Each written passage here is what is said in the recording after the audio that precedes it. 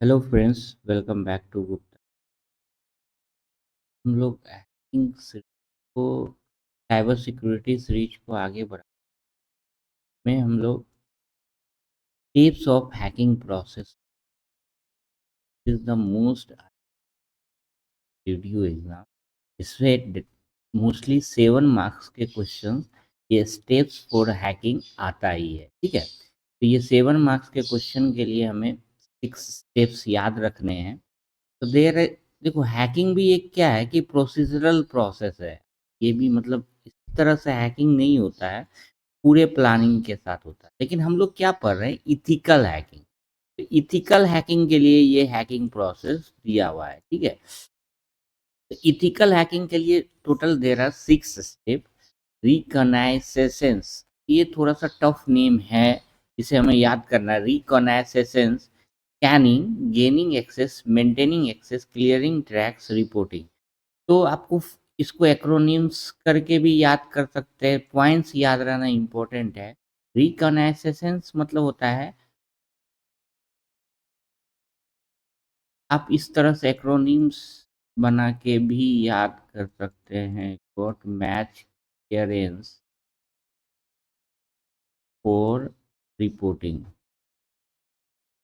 देखिए, Rohit Sharma got match clearance, R से recognisation, scanning, G से gaining access, match maintaining access, C से clearing tracks, R से reporting. 5 to 6 time हमें read करना है, तो ये स्टेप्स याद हो जाएंगे। तो what is the first step, ये याद हो। देखिए, आप रिकनेक्शन टफ पढ़ रहा है तो you can even write information gathering. तो रिकनेक्शन मतलब इंफॉर्मेशन गैदरिंग। ठीक है, तो जहाँ भी हैकिंग करना है तो first step should be your information gathering.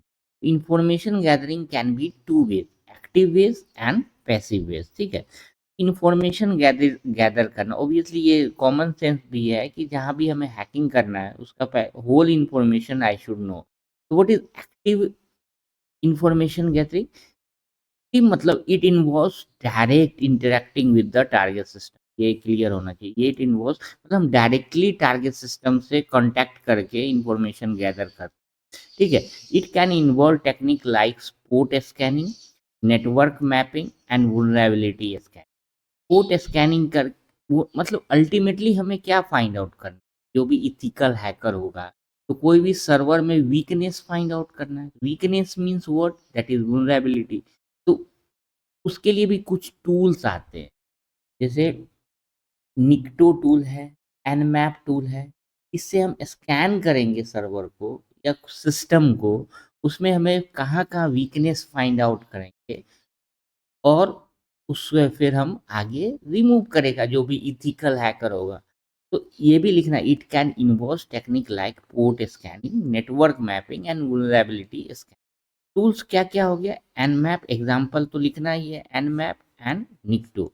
Nmap for network discovery, Nikto is the web server. Next आता है passive reconnection.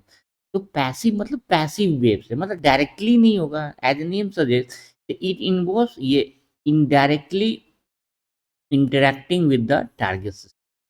So it involves technique like analyzing network traffic, monitoring public reports, social media मतलब directly हम contact नहीं करेंगे, जैसे social media के through हम contact करके उसका इंफॉर्मेशन पूरा कलेक्ट करेंगे। तो सोशल मीडिया में एग्जांपल फेसबुक हो सकता है, लिंक्डइन हो सकता है, इंस्टा हो सकता है।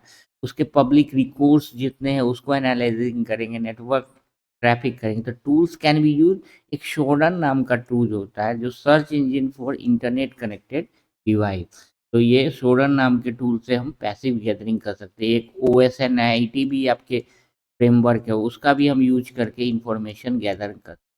अब देखिए, फर्स्ट स्टेप क्या, रोहित शर्मा करके याद किया था हमने। तो first is the recognization, spelling याद करना है।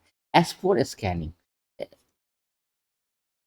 स्कैनिंग मतलब क्या, हमें फर्स्ट इसको इस तरह से भी लिख सकते हैं, it is the second phase of hacking. First phase is the recognization, it is the second phase of hacking. The information gathered in phase one will be used for scanning, which will be used for finding the vulnerability। तो first phase में क्या है कि हम information gather कर लिए, सारा information मिल, अब उस इंफॉर्मेशन के हेल्प से हम लूप होल्स या वीकनेस फाइंड आउट करेंगे सिस्टम में। लूप होल्स इन सिंपल सा लिख देना, it is the second phase of hacking. The information gathered in phase one will be used for scanning, which will be used for finding the vulnerabilities। vulnerabilities मतलब weakness, ये weakness find out करने में use होता है। Third is the gaining access. हमें क्या हो गया, थर्ड अब स्टेप बाय स्टेप समझना है कि स्कैन करके वुलनरेबिलिटीज मिल गया कि ये सिस्टम में ये वीक पॉइंट्स है।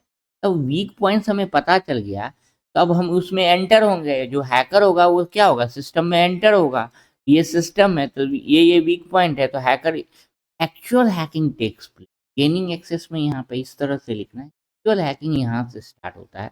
The attackers make use of information gathered from phase one and phase two to gain access of a target. Simple सा लिखना, the attackers make use of information gathered from phase one and phase two to gain access of a target. Tool क्या हो गया, Metasploit.